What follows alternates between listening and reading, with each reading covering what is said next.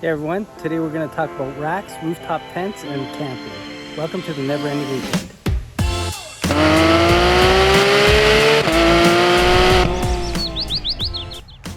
So I'm not going to go through how we set up the tent or tear it down. There's a ton of great videos online, a few which I've linked down below. First, I'm going to show you a few of the problems I had installing the tent, and then I'm just going to go through a few things that I've noticed or discovered while using the tent for the first time and share those things with you.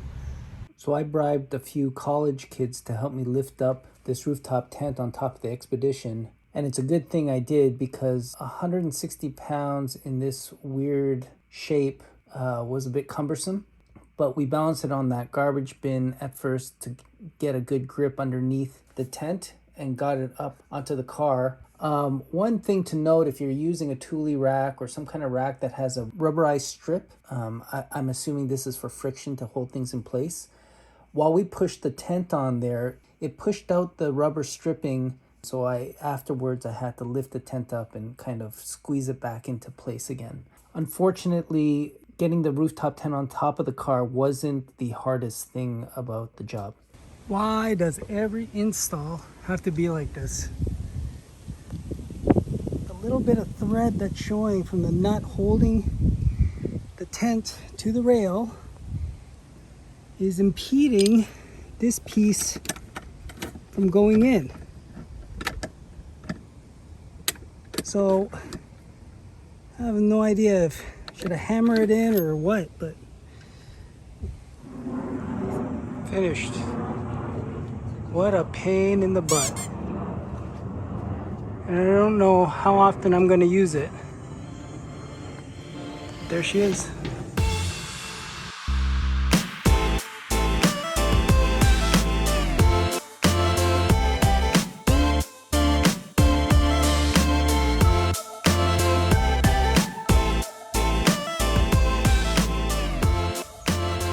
So no breaks or cracks in the moon roof yet. Fingers still crossed. We did a 2-hour drive and no problem. A little bit of wind noise, but other than that, pretty smooth sailing. One of the things you need to really be careful about is the ladder and how you extend it and stabilize it. It's these top rungs that you have to collapse and not the bottom. Even though I watched a video on how to do it, the first 2 times I used it, I almost took the tent down because I extended the ladder incorrectly. Thought it was stable, but when I stepped on the first rung, it just pulled it down. So take close care on how to extend the ladder properly before you use it. There's enough space so that you can open the moonroof and pass things up through the car if you wanted to, or if you needed to fiddle around with how you're installing it as well. The first band that you need to disconnect that kind of holds everything in, you have to unclip from either side. It's kind of hard to get to if we didn't have the moonroof.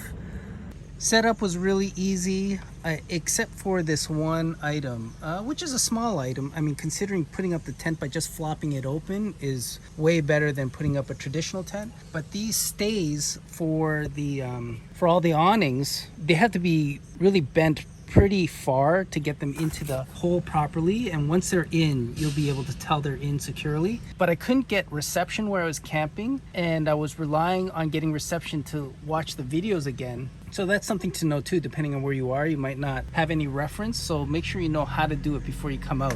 Another thing to note, these boot bags, really great idea, really convenient, great place to put like your morning stuff, your toothbrush and whatnot. But realistically, depending on where you take your shoes off, we've been taking our shoes off at the bottom and just climbing up with our bare feet. But if you try to take your shoes off at the top, you have to have the zipper open, first of all, to sit down. And depending on how worried you are about letting in bugs or mosquitoes, not a great place to kind of hang out. Not only that, there's nothing really to hold on to when you're up there perched precariously, leaning out to try to get your shoes in that bag, especially that bottom pocket. There's nothing stable for you to grab onto. So I don't know if it's realistic to use these bags as they were designed to be used.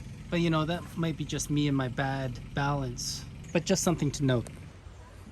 This vestibule is an extra item that you just zipper into the fly of the rooftop tent. If you guys have any questions that you'd like me to answer about the rooftop tent or the clamshell fly tent, just let me know in the comments and I'll be sure to answer the questions as best I can.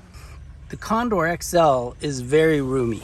It's almost a king size bed in here and soft enough. If you're a side sleeper with bad shoulders, you might have issue, but it's pretty comfortable and flat. The sunroof is very cool, especially when it's raining. But in the morning, if you're sensitive to light, that sun is going to be in your face like a flashlight. The cross breeze is pretty good. It poured rain, the awnings just kept, we had the windows open, but no water got into the tent. On the same note of like putting in those metal stays for the awnings, when I was putting this one in and you're bending it really far, it slipped out of my hand and tapped my roof, so be careful about that. They did a really good job of thinking about all the little holes and stuff, leaks for bugs or water. It's sealed pretty good. They have this really cool LED light.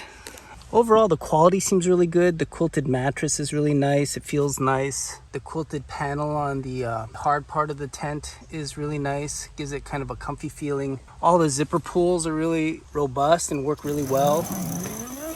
Also, they give you a lot of extras.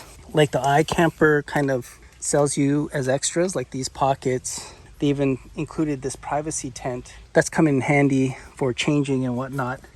Making sure your car's on level ground, as well as making sure it's faced so that the rigid part of the tent is faced towards the sun is probably important if you don't have any natural shade. There's even some areas on the back where you can add a few other things. I don't know exactly if that was made for something specific. We haven't really explored using that yet, but it looks like it could be useful. Overall, do I like the rooftop tent? I do. It's very comfortable. It's really well made.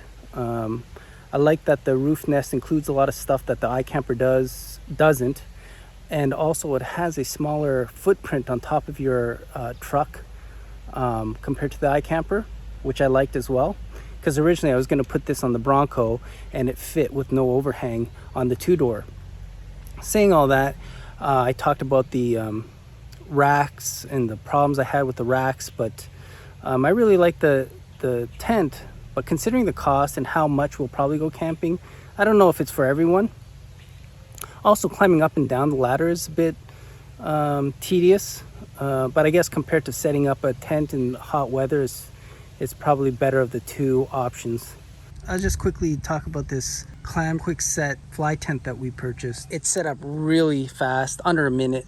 I pulled out all the walls, and without reading the instructions or anything, it was really quick to set up. Big enough and light enough to put over this picnic table. But again, the cost, I don't know if it's for everyone. Not only that, even when it's packed down, I guess because each one of these rods are one piece, it really doesn't pack down nicely. The bag that it's in is almost 8 feet long. It's gonna fit beyond just your trunk space. It'll go into the passenger area. So something to keep in mind if you're thinking about buying one of these.